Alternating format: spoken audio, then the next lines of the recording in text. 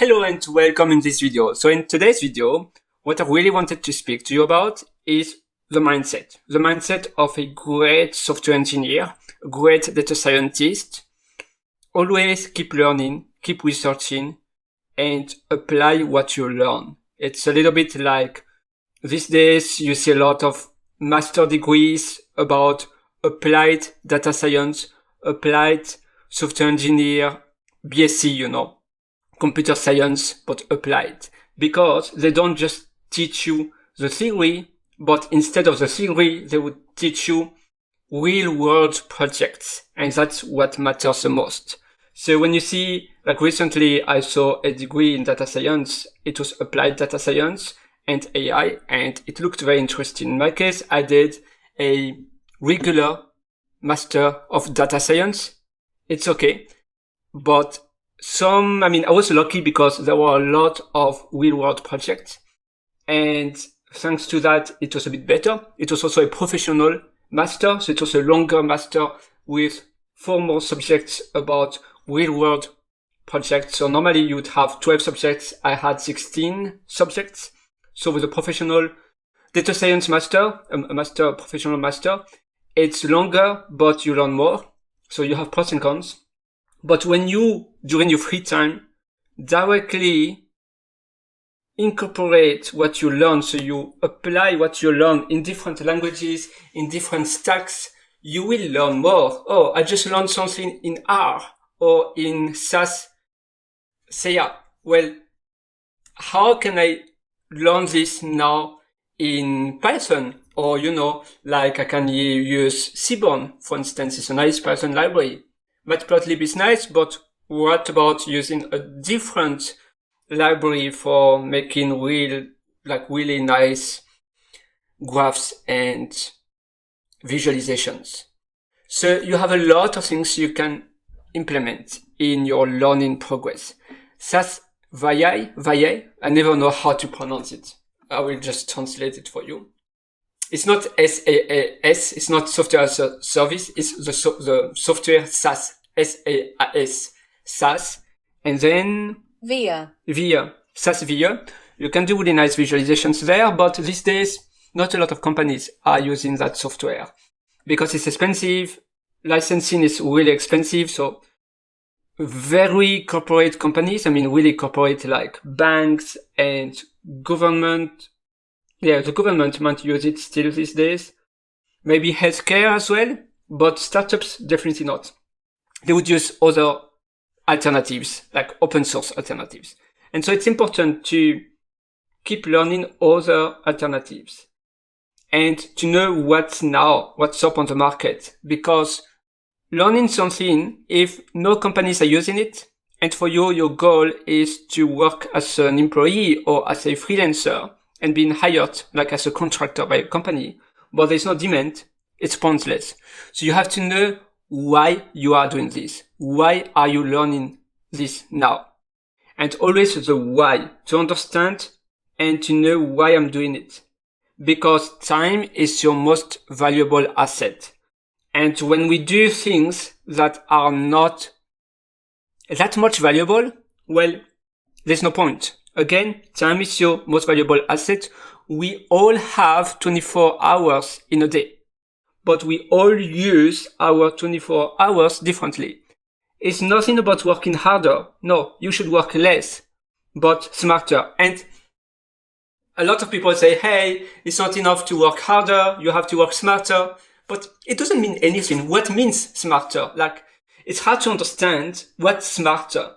By saying that, people feel smart to say, hey, it's not enough to work harder, or you shouldn't work harder, just work smarter.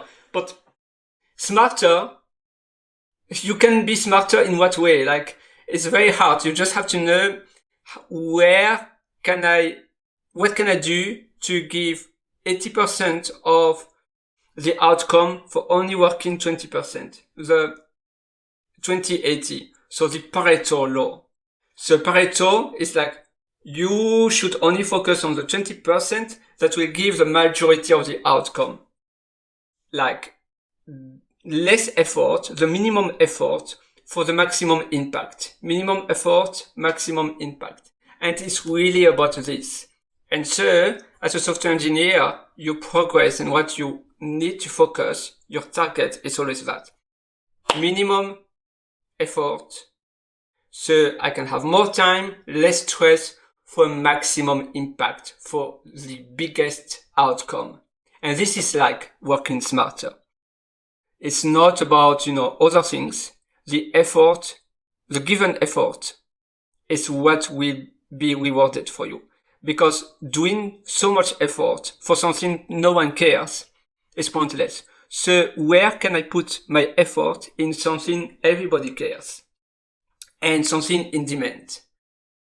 It's not easy, I do agree, and these days, especially even, it has never been more than today, where everything is changing continuously, like all the time. And something in demand today will not necessarily be in demand tomorrow. And understanding that concept of what should I do now, but I'm ready also for tomorrow to change. You shouldn't say, oh, I spent so much time, energy, effort, learning this, doing Flash, learning ActionScript, and now it's redundant. It's like not relevant anymore. That's okay. Just move on. And having the ability to learn something new, to move on and to know, okay, HTML4, HTML whatsoever, CSS whatsoever, CSS2, it's the past. And okay, I learned a lot. I spent so much time, and I used to be the expert in C++, but now I have to start from scratch, and that's normal. It's, I know in IT it's even more than in other fields, but it is a challenge, but you should accept the challenge. And now that you are learning MCP protocol, now that you are learning, I'm not sure, so many things you can learn, machine learning and maybe function, what was the name? RAG, of course, RAG, although in MCP it's probably a bit better. Function calling, that's similar to MCP, it's how OpenAI called that kind of protocol. They used to say, hey, it's function calling, and then I believe Anthropic came with MCP. Am I right? I think so. Anthropic MCP, I believe, in November 2024. And tomorrow it will be something else. And moving fast. And always see where is the demand. And having that ability to be the best in what you do and not regretting the past. It's an amazing ability. It's just the ability of learning quickly, adapting quickly, knowing that I used to do that before, now it's something different, and that's okay, because things are not the same anymore. Now I need to use more AI, and that's fine. And having that mindset will be the winning mindset. Regardless if you have more a data science background. In my case, I have both backgrounds. I have data science and computer science background, and I love open source. I have built countless amount of open source projects, and I love this. So, yeah. On that note, I wish you a happy learning journey. Keep going, and you will see you will be rewarded.